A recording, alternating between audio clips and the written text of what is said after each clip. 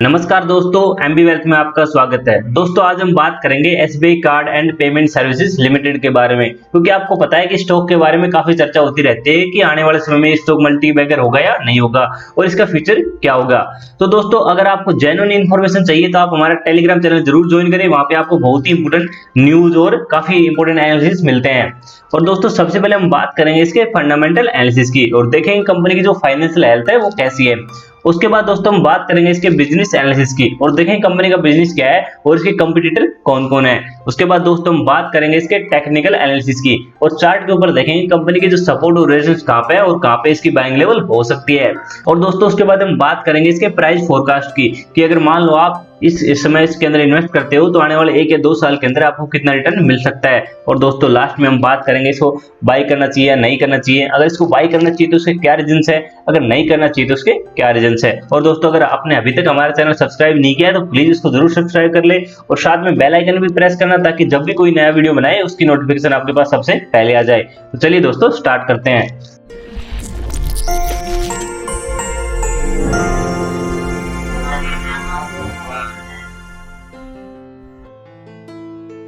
दोस्तों SBI card ये फिलहाल लगभग 700 रुपए के आसपास ट्रेड कर रहा है।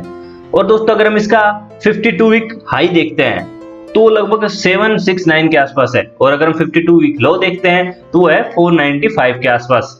और दोस्तों अगर हम इसका 1 मंथ का रिटर्न देखते हैं तो लगभग 17% के आसपास स्टॉक ने रिटर्न दिया 1 मंथ के। उससे ज्यादा डेटा अवेलेबल है नहीं क्योंकि ये लेटेस्ट लिस्टिंग है थोड़े दिन पहले की। दोस्तों अब हम देखते हैं इसमें कुछ फंडामेंटल। जैसे कि आपको पता है इसका मार्केट कैप है लगभग 66,000 करोड़ के आसपास। तो अगर हम करंट प्राइस देखते हैं तो 703 रुपए के आसपास है, जो कि एनएससी के ऊपर 700 रुपए है और बीएससी के ऊपर 703 रुपए के आसपास है। और दोस्तों अगर हम बात करते हैं इसकी बुक वैल्यू की तो लगभग 38.15 है। उसके बाद दोस्तों हम स्टॉक की पी देखते हैं, प्राइस अर्निंग रेशियो देखते हैं दोस्तों, वो लगभग 76.53 जो कि काफी हाई है।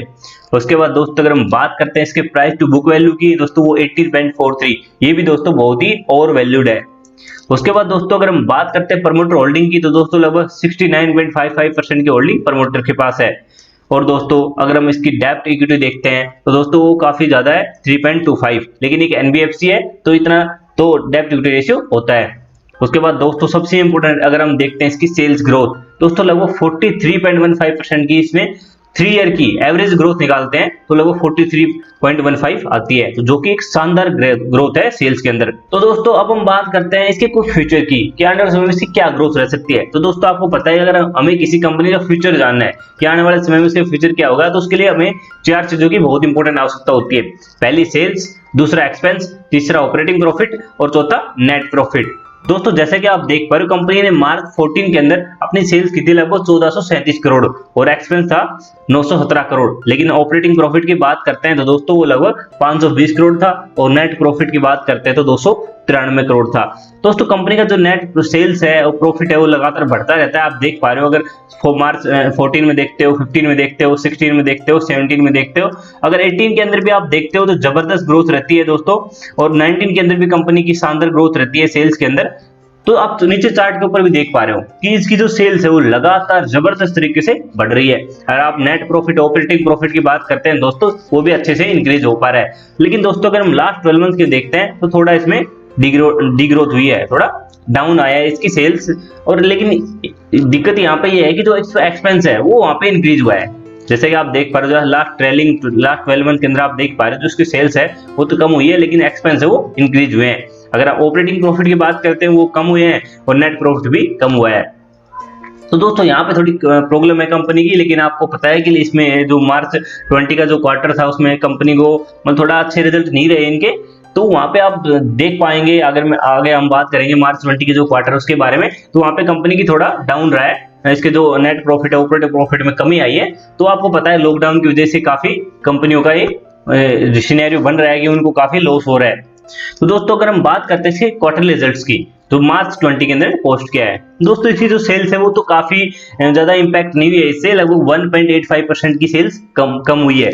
लेकिन अगर हम बात करते हैं इसके ऑपरेटिंग प्रॉफिट की तो दोस्तों वो लगभग 54% से नीचे आ गया है। और बात करते हैं हम नेट प्रॉफिट की, तो दोस्तों लगभग 80% से नीचे आ गया है, तो नेट प्रॉफिट में काफी भारी गिरावट हुई है। उसके बाद दोस्तों अगर हम बात करते हैं इसके ऑपरेटिंग प्रॉफिट मार्जिन की, दोस्तों वो भी ऑपरेटिंग प्रॉफिट मार्जिन भी थोड़े कम हुए हैं, लगभग 18% के से हम देखते हैं तो वो ऑपरेटिंग प्रॉफिट इसके कम हुए हैं। अब बात करते हैं दोस्तों इसके कुछ इंपोर्टेंट रेशियोज की, जैसे कि आपको पता है कि सबसे इंपोर्टेंट रेशियो होता है डेब्ट इक्विटी रेशियो। तो दोस्तों अगर हम बात करते हैं मार्च 16 के अंदर कंपनी के ऊपर डेब्ट इक्विटी रेशियो होता है 5.13, और नीचे आप देख पा रहे हो इंटरेस्ट कवरेज रेशियो। दोस्तों ये भी दोनों एक सेम जैसे रेशियो होता है लेकिन एक दूसरे के विपरीत होते हैं। तो जैसा कि आप देख पा रहे हो कंपनी का जो डेब्ट इक्विटी रेशियो था मार्च 16 के अंदर 5.13 था और इंटरेस्ट कवरेज रेशियो था 2.02। उसके बाद कंपनी ने अपने जो डेब्ट इक्विटी रेशियो को थोड़ा बढ़ा दिया और कर्जा ले लिया, तो लेकिन इंटरेस्ट कवरेज रेशियो यहाँ पे चेंज नहीं होता है, वो भी बढ़ता है। तो अच्छी, अगर किसी कंपनी का इंटरेस्ट कवरेज रेशियो अच्छा बढ़ता है, इंक्रीज होता है, तो अच्छा माना जाता है कि वहां पे कंपनी के अंदर, क्योंकि 2017 के अंदर कंपनी को अच्छा प्रॉफिट हुआ होगा इसलिए इसका इंटरेस्ट कवरेज रेशियो बढ़ गया है। लेकिन मार्च 18 के अंदर कंपनी ने जो अपना डेब्ट इक्विटी रेशियो उसको कम करती है, तो लेकिन यहाँ पे इंटरेस्ट कवरेज रेशियो बढ़ता है, 2.29% हो जाता है। उसके बाद दोस्तों हम बात करते हैं मार्च 19 की, वहां भी कंपनी अपना डेब्ट इक्विटी रेशियो कम करती है 3.82 के आसपास, लेकिन वहां पे इसका जो नेट इंटरेस्ट कवरेज रेशियो वो इंक्रीज होता है। और दोस्तों अब बात करते हैं मार्च 20 की, तो वहां पे कंपनी का जो डेब्ट इक्विटी रेशियो है वो 3.25 आ गया, मतलब यहाँ भी कंपनी ने अपना जो डेब्ट इक्विटी रेशियो कम किया है, लेकिन इंटरेस्ट कवरेज रेशियो देखते हैं तो वहां पे इंक्रीज होता है 2.33। जैसा कि आप देख पा रहे दोस्तों कंपनी लगातार अपने जो डेब्ट इक्विटी रेशियो है अपने ऊपर कर्जा कम करती जा रही है, तो ये कंपनी के लिए पॉजिटिव है। और साथ में आप देख पा रहे हो इंटरेस्ट कवरेज रेशियो लगातार बढ़ रहा है, थोड़ा बढ़ रहा है लेकिन बढ़ रहा है। उसके बाद दोस्तों नेक्स्ट रेशियो आता है करंट रेशियो और नेट प्रॉफिट मार्जिन। तो दोस्तों करंट रेशियो तो आप जानते हैं करंट एसेट अपन करंट लायबिलिटी। तो दोस्तों आप देख पा रहे हो कि मार्च 16 के अंदर कंपनी का जो करंट रेशियो था वो बहुत ही वीक था, 0.68 था, लेकिन उसका जो नेट प्रॉफिट मार्जिन था वो काफी अच्छा था 11.89।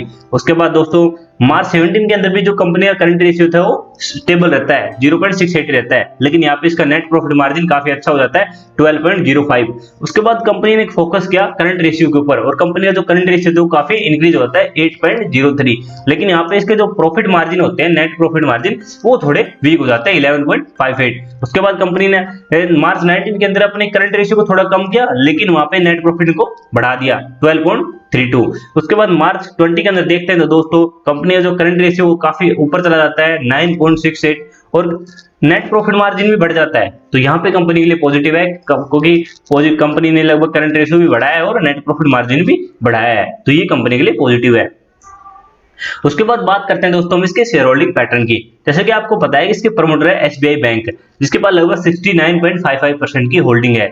अगर हम बात करते हैं एफआईज की तो दोस्तों लगभग 143 एफआईज ने इन्वेस्ट कर रखा है, 4.07% की होल्डिंग ले रखी है। उसके बाद हम बात करते हैं म्यूचुअल फंड की, दोस्तों लगभग 27 स्कीम ने पैसे लगा रखा है, 1.6% की होल्डिंग म्यूचुअल फंड के पास है।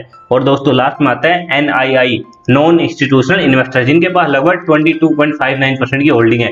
ये भी काफी अच्छी होल्डिंग है दोस्तों नॉन इंस्टीट्यूशनल इन्वेस्टर के पास। उसके बाद दोस्तों हम बात करते हैं इसके बिजनेस एनालिसिस की, इसका बिजनेस कैसा है। दोस्तों बिजनेस का तो आपको सबको पता है इसके बारे में कि इसका बिजनेस है क्रेडिट कार्ड का। ये लाइफस्टाइल के क्रेडिट कार्ड बनाती है, रिवार्ड के कार्ड बनाती है, शॉपिंग के कार्ड बनाती है, ट्रैवल एंड फ्यूल्स के कार्ड बनाती है, बैंकिंग पार्टनरशिप के कार्ड बनाती है और बिजनेस कार्ड के भी ये कार्ड बनाती है बिजनेस के लिए भी। तो काफी अलग अलग टाइप से ये अपने कार्ड बनाती है, तो यहाँ पे एक अच्छी चीज हो जाती है, कंपनी के पास एक जो पोर्टफोलियो है वो डाइवर्सिफाइड है। लेकिन दोस्तों अगर हम बात करते हैं मार्केट शेयर, किन क्रेडिट कार्ड में किस कंपनी का कितना मार्केट शेयर है, तो जैसा कि आप देख पा रहे नंबर 1 पे है दोस्तों एचडीएफसी क्रेडिट कार्ड, जिसके पास लगभग 28% की मार्केट शेयर है पूरी इंडिया के अंदर। और दोस्तों अगर हम बात करते हैं एसबीआई तो सेकंड नंबर पे आता है एसबीआई, लगभग 17% का जो मार्केट शेयर है वो एसबीआई के पास है। उसके बाद दोस्तों आता है आईसीआईसी, 15% के आसपास जो मार्केट शेयर है वो आईसीआईसी के पास है। और दोस्तों सिटी बैंक के पास लगभग 13% के पास मार्केट शेयर है और एक्सिस बैंक के पास लगभग 7% का मार्केट शेयर है और अदर जो बच गए उनके पास 20% का मार्केट शेयर है। तो दोस्तों जैसे कि आपको पता है कि एचडीएफसी एएमसी को कभी पहले नंबर पे हुआ करती थी एएमसी के अंदर, लेकिन एसबीआई एएमसी ने उसको बीट कर दिया है, अब नंबर 1 हो गया है एसबीआई एएमसी। ऐसे आने वाले समय में हो सकता है कि क्योंकि एसबीआई की जो क्रेडिट कार्ड है वो ग्रोथ काफी अच्छी हो रही है और बाकी बैंकों की तुलना और बाकी क्रेडिट कार्ड की कंपनी की तुलना में जो एसबीआई क्रेडिट कार्ड की ग्रोथ है वो उनसे ज्यादा है, तो हो सकता है आने वाले समय में एसबीआई क्रेडिट कार्ड वापस एचडीएफसी को बीट करके यहाँ भी इसको आगे निकल सके, ऐसा संभावना है आने वाले समय में, क्योंकि इसका जो पेरेंट कंपनी है एसबीआई वो काफी स्ट्रोंग है। और आपको पता है कि एसबीआई एचडीएफसी की तुलना में लगभग 5 गुना ज्यादा ब्रांच है एसबीआई की, तो वहां पे काफी सपोर्ट मिलता है एसबीआई क्रेडिट कार्ड को। तो दोस्तों अब हम बात करते हैं इसके चार्ट एनालिसिस। तो दोस्तों आपको पता है कि चार्ट इसका ज्यादा अवेलेबल है नहीं, क्योंकि ज्यादा पुरानी लिस्टिंग ये है नहीं। दोस्तों इसका ऑफर प्राइस आया था लगभग 755 रुपए के आसपास, और ये इसका ओपनिंग प्राइस था लिस्टिंग वाले दिन लगभग 660 रुपए के आसपास ये ओपन हुआ था। लेकिन उसी दिन कंपनी ने लगभग अपना 755 रुपए का प्राइस हासिल कर लिया था।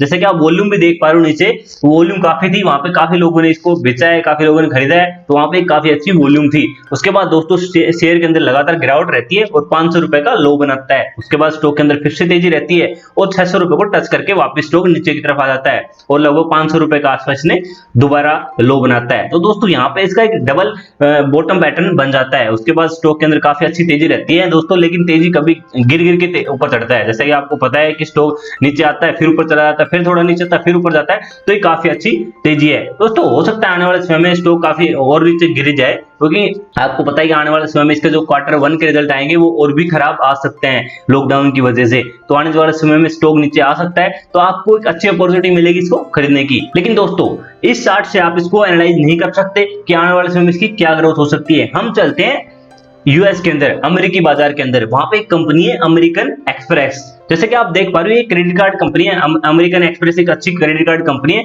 उसको आप अगर उसको चार्ट देखते हो, लाइफ टाइम चार्ट देखते हो, तो दोस्तों कंपनी के अंदर शानदार ग्रोथ रही है। जैसे कि आप देख पा रहे हो कंपनी के अंदर एक बेहतरीन ग्रोथ रही है। लेकिन वहां पे जो पॉपुलेशन है वो इंडिया के मुकाबले बहुत ही कम है। इंडिया के अंदर पॉपुलेशन बहुत ज्यादा है, यहाँ पे लोग ज्यादा क्रेडिट कार्ड यूज करेंगे, तो आने वाले समय में इसका फ्यूचर जो अपना एसबीआई कार्ड है उसका काफी अच्छा रहने वाला है। लेकिन आप जैसा कि आप देख पा रहे हो अमेरिकन एक्सप्रेस जो क्रेडिट कार्ड है वो जब जब इकोनॉमी में कुछ प्रॉब्लम आई है तो काफी गिरा है। तो मतलब समझने की बात यह है कि जब जब इकोनॉमी में कुछ भी इश्यू आता है तो क्रेडिट कार्ड की कंपनी नीचे आ सकती है। इससे फायदा ये होगा दोस्तों, आपको बार बार अपॉर्चुनिटी मिलेगी इसको खरीदने की। तो ये ऐसा नहीं है कि आपको एक बार खरीद लिया तो दोबारा आपको अपॉर्चुनिटी नहीं मिलेगी, आप इसको खरीद नहीं पाओगे। लेकिन स्टॉक काफी अच्छा है, आप इसको खरीद सकते हो, लेकिन आपको बार बार मौका स्टॉक देगा। 4-5 साल के अंदर, 5-6 साल के अंदर एक बार स्टॉक आपको मौका देगा इसको खरीदने का। दोस्तों अब हम बात करते हैं इसके प्राइस फोरकास्ट की। दोस्तों प्राइस फोरकास्ट इसका ठीक ठाक है, एवरेज प्राइस फोरकास्ट है। जैसे कि आप देख पा रहे हो, अगर एक बेस लाइन आप लेते हो 700 रुपए के आसपास लेते हो तो ये अपना हाई जा सकता है 900 रुपए के आसपास, लगभग 28% का आपको रिटर्न दे सकता है। अगर हम बात करते हैं मीडियम की तो लगभग 750 रुपए के आसपास जा सकता है, 6% का 6.5% का रिटर्न दे सकता है आपको। अपने जो इसका ऑफर प्राइस था उसके आसपास ये जा सकता है। और अगर हम बात करते हैं लो प्राइस की तो लगभग 643 रुपए के आसपास जा सकता है दोस्तों, 8.5% यहाँ से नीचे जा सकता है। लेकिन दोस्तों मैं इतना ज्यादा खुश हूं नहीं इस प्राइस फोरकास्ट से, क्योंकि मुझे लगता है कि स्टॉक और भी नीचे जा सकता है। दोस्तों बात करते हैं बाई और सेल की। दोस्तों इस स्टॉक को बाई करना चाहिए नहीं करना चाहिए। दोस्तों इसको मेरे हिसाब से इस स्टॉक का आपको बाई करना चाहिए। इसके लिए आपकी मेरी रिकमेंडेशन है कि आप इसको बाई करें, क्योंकि बहुत ही बेहतरीन स्टॉक है और बहुत ज्यादा ग्रोथ बची हुई है। क्योंकि इंडिया के पास होगा लगभग 1 से 2% लोगों के पास क्रेडिट कार्ड होगा सब पूरी इंडिया के अंदर। तो आप देख पा रहे हो कि ये ग्रोथ कितनी ज्यादा हो सकती है इंडिया के अंदर, क्योंकि अपनी जो नई जनरेशन आएगी, जो युवा जनरेशन है, उनको सबको क्रेडिट कार्ड चाहिए, सबके पास क्रेडिट कार्ड रहता है। तो आने वाले समय में इस कंपनी के अंदर ग्रोथ बहुत ज्यादा बची हुई है, तो आप इसको खरीद सकते हो। लेकिन इंपॉर्टेंट है प्राइस, कि आपको इसको किस प्राइस में खरीदना चाहिए। दोस्तों इसको आपको खरीदना चाहिए 500 रुपए से 530 रुपए के आसपास स्टॉक अगर आता है तो आपको इसके अंदर खरीदारी करनी चाहिए।